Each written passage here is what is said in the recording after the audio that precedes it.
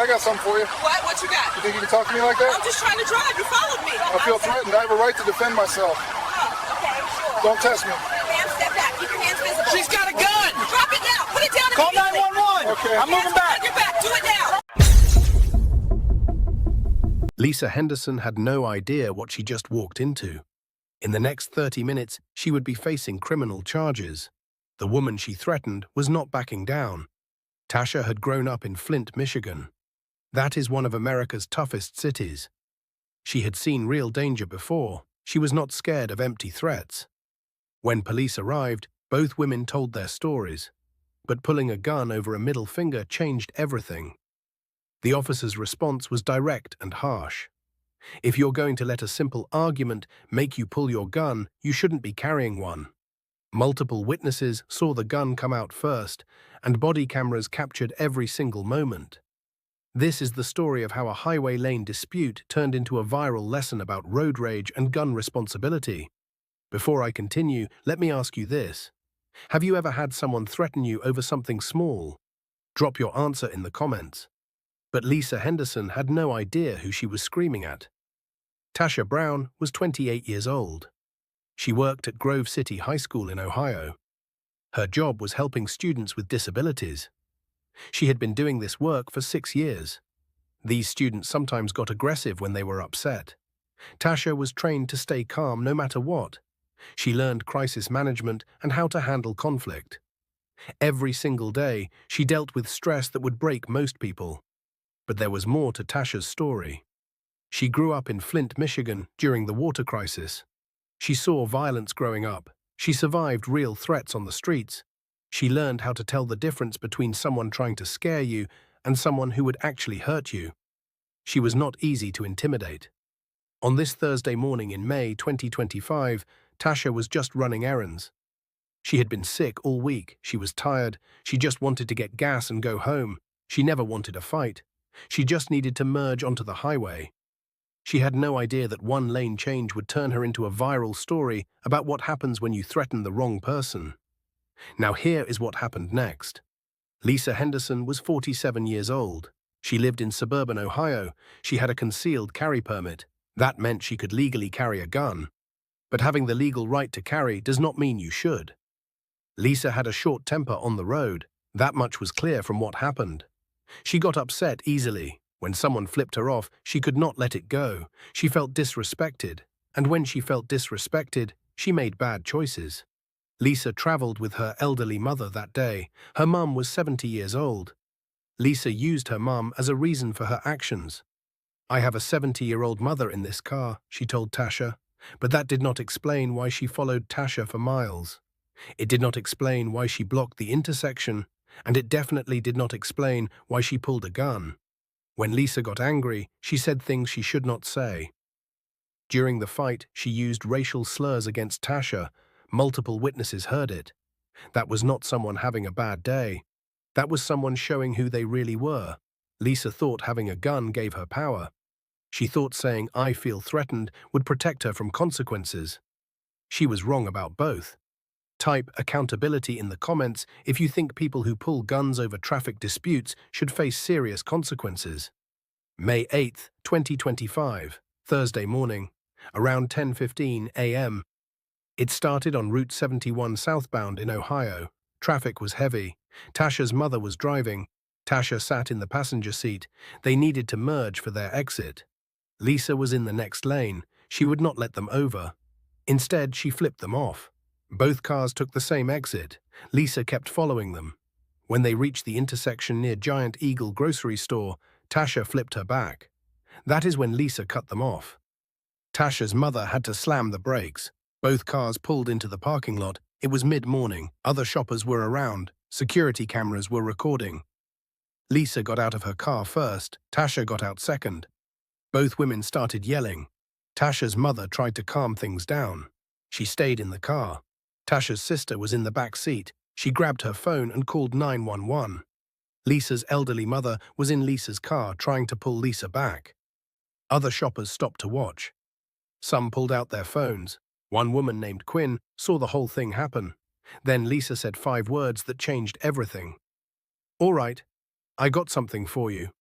She got back in her car. She reached into her purse. She pulled out a black and silver gun. She cocked it. She held it down by her side. If stories like this matter to you, hit subscribe right now. Tasha saw the gun. Oh, you going to pull a gun on me? Lisa got defensive. I feel threatened. I can defend myself. Tasha did not back down. I told her I'm not scared. Shoot me if you're gonna shoot me. Lisa realized the gun was not working. Tasha was not running away. She was not begging. Lisa started to put the gun back in her purse. Tasha started walking away. She was done with this. But then Lisa yelled something from her car. She used a racial slur. She called Tasha a black, followed by a curse word. That changed everything for Tasha. Now that is what I am not going to take, Tasha said. Tasha turned around. She walked back to Lisa's car. She opened the door hard. Lisa was in the back seat now, trying to hide. She held her purse up like a shield. Lisa's mother grabbed at Tasha from behind. Tasha was swinging at Lisa. Both women were grabbing hair and hitting each other. The fight lasted about 30 or 40 seconds. Other people were yelling for them to stop. Tasha's mother was screaming from her car. Multiple people were recording on their phones. Finally, the women separated. Both were breathing hard. Lisa had scratches on her face. Her nose was bleeding. Tasha's clothes were torn. Her hair was a mess. Both were still yelling across the parking lot. Then they heard sirens in the distance. Quinn, the witness, saw most of it. She would tell police exactly what she saw. I heard the younger white woman say, "I'm willing to shoot you," Quinn said later. The older woman was trying to push her back to the car. The black lady started to walk away. Then the younger white woman pushed her mum away and went back toward her. Tasha's sister had already called 911 during the gun part. She stayed in the car like the 911 operator told her to do. She recorded video on her phone the whole time. Other shoppers called 911 too. At least 3 other people took videos on their phones. The facts were clear. Lisa pulled the gun first. Multiple witnesses saw it happen. Tasha did not touch Lisa until after the racial slur. The gun went back in the purse before the physical fight started. No shots were fired. Both women had minor injuries. Wait until you hear what the officer said when he arrived. Police arrived 12 minutes after the 911 call. 2 officers responded. Both turned on body cameras. They found 2 angry women separated. Witnesses stood watching.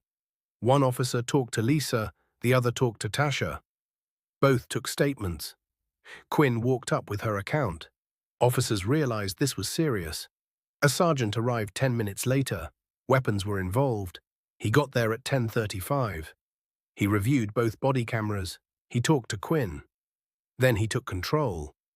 Lisa's story. Tasha followed her. Tasha was aggressive first. She reached for her gun just to scare her. She felt threatened, making it self-defense. Tasha opened her door and attacked. Tasha's story, highway dispute, started it. She flipped Lisa off in response. Lisa pulled the gun and cocked it. Racial slurs made her snap. She admitted fighting. I should not have, but nobody calls me that. The sergeant asked why Tasha stayed calm during the gun threat. I'm from Flint, Michigan. I know real threats. What do you do? I work with disabled students. I'm trained in crisis management. Now the officer understood. She handled confrontations professionally. Quinn's statement, I heard the white woman say, I'm willing to shoot you. Her mother tried pulling her back. The black lady walked away. Then I heard racist language. That is when it got physical. The white woman pulled the gun first. Tasha's sister showed her video. She called 911 when she saw the gun. Lisa got out first. My sister walked away twice. Lisa used that word, and my sister lost it. Officers connected this to an earlier call. A gate guard at a golf course called police 20 minutes before. Lisa stopped there to fix car damage. He saw blue paint on her white car. Suspicious, he gave police her plate number. The sergeant reviewed everything. 2 police body cameras, Tasha's sister's video, Quinn's video, Giant Eagle security cameras, other business cameras, 3 more witness videos. The sergeant confronted Lisa. You got out first. You said I got something for you before getting the gun. Witnesses heard you threaten to shoot. You used racial slurs. Lisa's face dropped. The sergeant explained the law. A permit doesn't let you pull guns during arguments. Feeling disrespected is not feeling threatened. You got out, you approached. You pulled a gun. That is not self-defense. He addressed both women. You both get disorderly conduct charges. You, to Lisa, also get weapons charges. You, to Tasha, attacked her when you opened her door. But wait, the sergeant was not done. He looked directly at Lisa with 20 years of experience behind his words. Ma'am, let me explain something. You're not a responsible gun carrier. Lisa started to protest. No, let me finish. If you're going to let a simple argument and flipping people off get you to the point where you pull your gun, you need to leave that gun at home. He paused, because one of two things will happen.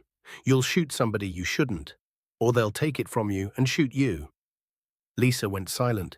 You know what I think? You've never been in a situation where somebody didn't back down. You pulled that gun expecting her to run, and when she didn't, when she called your bluff, you didn't know what to do. That is when you made it worse with racial language. You created every single part of this. That moment, captured on body camera, was about to change everything. Let me know in the comments what you think of the sergeant's response. Both women were cited at the scene that day. Neither was arrested. The sergeant used his judgment to issue citations instead of making arrests. For Lisa Henderson, the charges were very serious. First, disorderly conduct. That is a Class B misdemeanor in Ohio. The maximum penalty is 30 days in jail and a $250 fine. Second, aggravated menacing. That is a Class A misdemeanor. It means threatening someone with a weapon. The maximum penalty is 180 days in jail and a $1,000 fine. For Tasha Brown, she got one charge: disorderly conduct for the physical fight she admitted to. Lisa's gun was taken away from her immediately. The sergeant confiscated it pending the investigation. Her concealed carry permit was suspended right there at the scene. She could not get it back until the court decided her case. She was also officially trespassed from that shopping complex. That meant she was banned and could not come back. Lisa went through several reactions. First, she went into denial. This is not fair. She attacked me first. Then she got angry. I have a right to defend myself. Then she tried bargaining. Can't we just both leave and forget this? Then she got desperate. I need that gun back. I carry it for protection. Finally, she seemed to accept reality. You're right. I should not have done it. Tasha was visibly shaken, but she stayed composed the whole time. She accepted her citation without arguing about it. She thanked the officers for treating the situation fairly and looking at the evidence. Her sister drove her home safely. Later, Tasha reflected on it and said, I should not have let her get to me like that. Lisa's mother had to drive them both home that day. Lisa was too emotionally upset to drive safely. But Lisa still did not fully understand how serious the consequences would be. She complained to her mother about the unfair treatment during the entire drive home. Later that same day, she posted something vague on her Facebook page. She deleted it very quickly after people started leaving angry comments. The officers went back to the police station to finish their work. They wrote very detailed reports about everything that happened. They uploaded their body camera footage into the official system. They submitted all the witness statements they had collected. The sergeant's report included this important note: both parties contributed to escalating this incident. However, Lisa's decision to brandish her firearm elevated this from a simple traffic dispute to a potential deadly force incident. Her use of racial slurs combined with her claim of self-defense, while actually being the primary aggressor, shows a clear pattern of behavior that makes her completely unsuitable for concealed carry privileges. That report would become very important in court later. The sergeant's lecture about responsible gun ownership was now permanently recorded on body camera. His words were crystal clear. His tone was firm, but not angry or mean. He treated both women equally when it came to the physical fight. But he made Lisa fully own her choice to pull that gun. Within just a few hours, that body camera footage would be spreading everywhere online. Now, here is where this story took a completely unexpected turn. Someone in that parking lot had recorded the sergeant's lecture on their phone. They were about to post it online. What happened next would shock everyone involved. including the police department itself. If you believe officers should hold gun owners accountable exactly like this sergeant did, hit subscribe right now. Tasha's sister's friend recorded it on her phone. She posted to TikTok at 1:47 p.m. that day. Caption: Karen pulled a gun over being flipped off. Wait for the cop's response. 43 seconds long. Showed the sergeant's lecture. Lisa's face realizing she was wrong. 3:15 p.m. Local Twitter shared it. 247 views. 4:30 p.m. Reddit picked it up. 3,400 upvotes in 1 hour. You, Tasha, attacked her when you opened her door. 6 p.m. News stations requested interviews. Tasha declined. 7:45 p.m. Trending locally. Hashtag Columbus Karen. 47,000 views. Midnight, national attention. 412,000 TikTok views. YouTube commentary videos started. First 48 hours, 2.8 million TikTok views. 1.9 million Twitter impressions. 124,000 Reddit upvotes. 890,000 Instagram views. 15 YouTube videos, 3 million combined. 89,000 Facebook shares. Top comment, 890,000 likes. That cop said what every CCW instructor wishes they could. Can't control emotions? No business carrying. Another, 340,000 likes. She thought I felt threatened was magic. Perfect cop response. Reddit, 67,000 upvotes. Flint girl didn't pull a gun back. Real responsibility. Lisa pulled on unarmed person over middle finger. Media everywhere.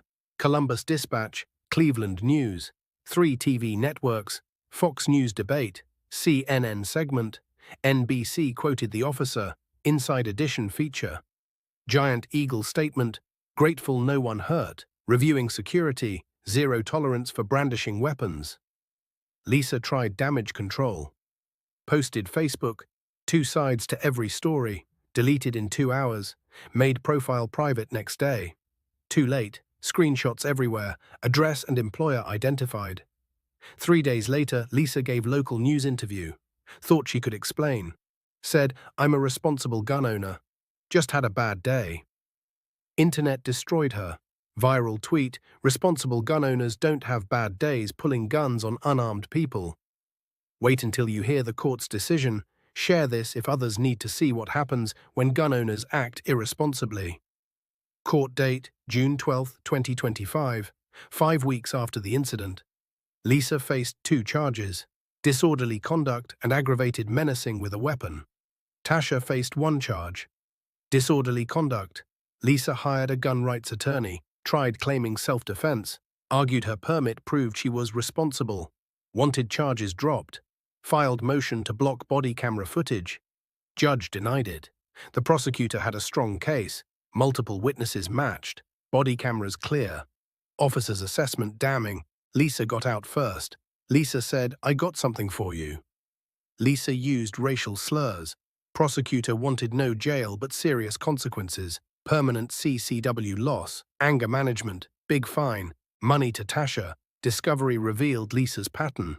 3 previous road rage complaints, neighbor complaints about aggression, HOA disputes with threats.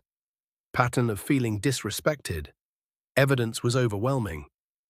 2 body cameras, 4 witness videos, 3 security cameras, 7 written statements, gate guard's 911 call.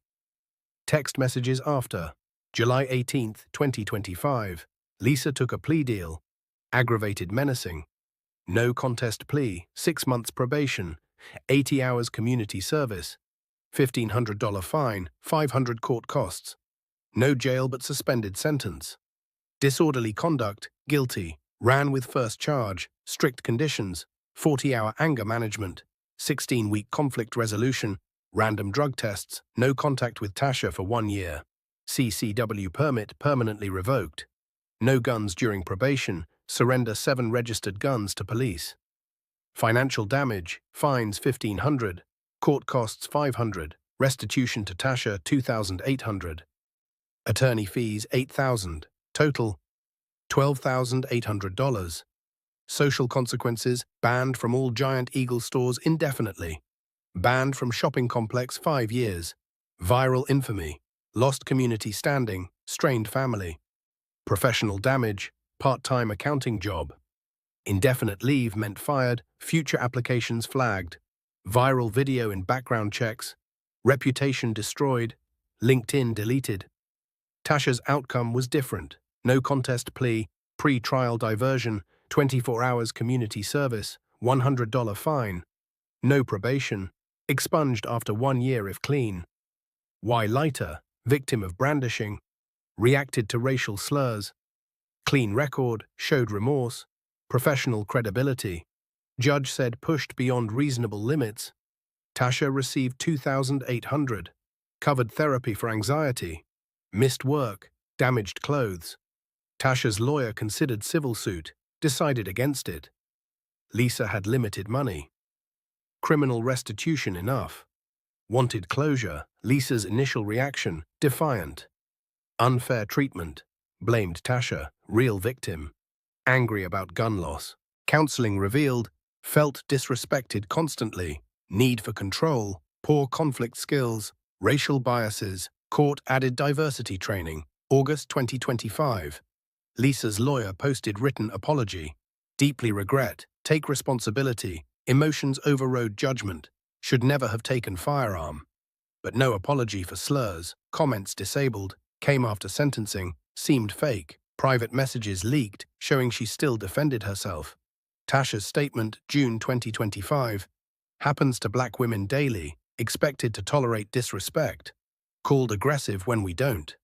Glad justice recognized pulling gun over traffic never acceptable. Hope this teaches actions have consequences. Now here is what Tasha said about the bigger picture. Let me know in the comments if $12,800 was enough punishment. Tasha spoke in August 2025 after everything settled. People ask if I'm okay. Some days yes, some no. I have anxiety driving. I check mirrors constantly. I avoid conflicts even when right.